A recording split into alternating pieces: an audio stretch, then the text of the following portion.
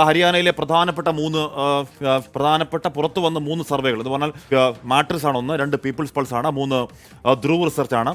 അതിൽ മാട്രിക്സിൻ്റെ നമ്മൾ നേരത്തെ പറഞ്ഞു BJP 18 മുതൽ 24 സീറ്റ് വരെ, കോൺഗ്രസ് 55 മുതൽ 62 സീറ്റ്, INLD 3 മുതൽ 6, മറ്റുള്ളവർ 0 മുതൽ JJP 0 മുതൽ 3, മറ്റുള്ളവർ 2 മുതൽ 5, അതിൽ ആം ആദ്മി പാർട്ടി അടക്കമുണ്ട്.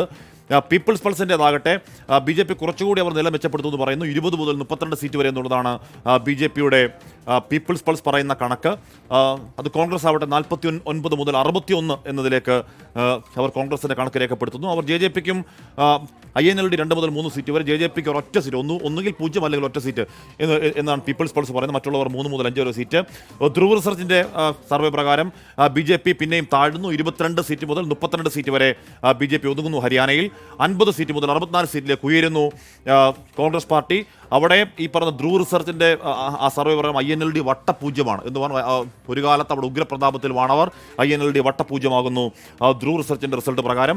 JJPക്ക് 0ആണ്, മറ്റുള്ളവർ 2 മുതൽ 8ആണ്. ഒരുപക്ഷേ ഹരിയാനയിൽ വോട്ടെണ്ണൽ ദിവസം ഏറ്റവും അധികം ചർച്ച ചെയ്യപ്പെടാൻ പോകുന്നത് JJP എന്ന് പറയുന്ന ആ സമയത്ത് മേഖലയിലേക്ക് ഇറങ്ങി അവിടെ നാടിളക്കി വലിയ ഇതിൽ പ്രചരണം നടത്തി. ഞാൻ ആ ഇലക്ഷനിൽ അവിടെ ഹരിയാനയിൽ പോയി റിപ്പോർട്ട് ചെയ്ത ആളാണ്. ആ സമയത്ത് അവിടെ അതിഭീകരമാവണ്ണം ഇളക്കി മറിച്ച് ഒരു പുതിയ പ്രതീക്ഷ എന്നോണം വന്ന് അവിടെ ഒരു ആം ആദ്മി പാർട്ടി വന്ന വഴിയിൽ വലിയ ജനക്കൂട്ടമായി വന്ന ആം ആദ്മി പാർട്ടി ആപ്പിന് സമാനമാണോ JJP എന്ന സംശയം ഉണ്ടാകുന്ന രീതിയിൽ വന്ന ഒരു പാർട്ടിയാണ് JJP. 10 സീറ്റുകൾ അവരവിടെ പിടിച്ചു. പക്ഷേ 10 സീറ്റുകൾ അവർ പ്രതിപക്ഷത്തെ BJP വിമർശിച്ച് പിടിച്ചതിന് ശേഷം അധികാരത്തിലേക്ക് എത്തിയപ്പോൾ BJPയിലേക്ക് കൈകോർത്തു. അതൊരു പക്ഷേ ഹരിയാനക്കാർ പൂർണ്ണമായി തന്നെ നിരാകരിക്കുന്നു എന്ന് വേണം.